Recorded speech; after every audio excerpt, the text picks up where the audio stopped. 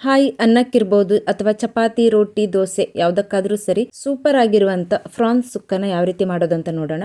ಇದನ್ನು ಮಾಡ್ಕೊಳ್ಳೋದಕ್ಕೆ ನಾನಿಲ್ಲಿ ದೊಡ್ಡ ಸೈಜಿಂದು ಫ್ರಾನ್ಸನ್ನು ಸಣ್ಣ ಸಣ್ಣದಾಗಿ ಕಟ್ ಮಾಡಿ ತೊಗೊಳ್ತಾ ಇದ್ದೀನಿ.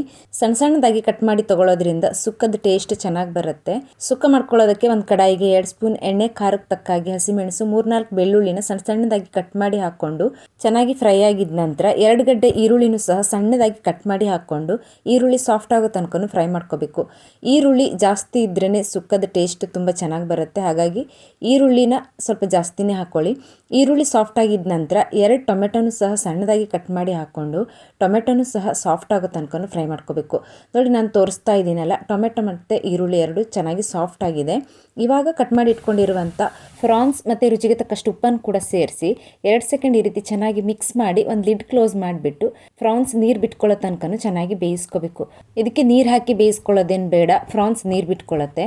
ನಂತರ ಇದಕ್ಕೆ ತುರಿದಿಟ್ಕೊಂಡಿರುವಂಥ ಅರ್ಧ ಕಪ್ನಷ್ಟು ತೆಂಗಿನಕಾಯಿ ತುರಿನೂ ಸಹ ಹಾಕಿ 1 ಸ್ಪೂನ್ ಧನಿಯಾ ಪೌಡ್ರು, 1/4 ಸ್ಪೂನ್ ಜೀರಿಗೆ ಪೌಡ್ರು, ಅರ್ಧ ಸ್ಪೂನ್ ಗರಂ ಮಸಾಲ, 1/4 ಸ್ಪೂನ್ ಅರಿಶಿನ, 1 ಸ್ಪೂನ್ ಅಚ್ಕಾರದ ಪುಡಿ ಇವಿಷ್ಟನ್ನು ಹಾಕಿ ಚೆನ್ನಾಗಿ ಮಿಕ್ಸ್ ಮಾಡ್ಕೋಬೇಕು. ಸುಕ್ಕ ಇದೇ ರೀತಿ ಡ್ರೈ ಆಗಿದ್ರೇ ಚೆನ್ನಾಗಿರುತ್ತೆ. ನಾನಿಲ್ಲಿ ಅನ್ನದ ಜೊತೆನೂ ಮಾಡ್ಕೊಳ್ತಾ ಇರೋದ್ರಿಂದ ಅದಕ್ಕೆ 2 ಗ್ಲಾಸ್ನಷ್ಟು ನೀರನ್ನು ಕೂಡ ಸೇರಿಸಿ ಚೆನ್ನಾಗಿ ಕುದಿಸ್ಕೊಳ್ತಾ ಇದ್ದೀನಿ. ಕನ್ಸಿಸ್ಟೆನ್ಸಿ ನೋಡಿಬಿಟ್ಟು ನೀರನ್ನು ಸೇರಿಸಿ 5-6 ನಿಮಿಷ ಚೆನ್ನಾಗಿ ಕುದಿಸ್ಕೊಂಡ್ರೆ ರುಚಿಕರವಾದಂಥ ಟೇಸ್ಟಿಯಾದಂಥ ಫ್ರಾನ್ಸ್ ಸುಕ್ಕ ರೆಡಿ. ಇದಕ್ಕೆ ಬೇಕಿದ್ರೆ ಒಂದು ಸ್ವಲ್ಪ ಕೊತ್ತಂಬರಿ ಸೊಪ್ಪನ್ನು ಸಹ ಆ್ಯಡ್ ಮಾಡ್ಕೋಬಹುದು.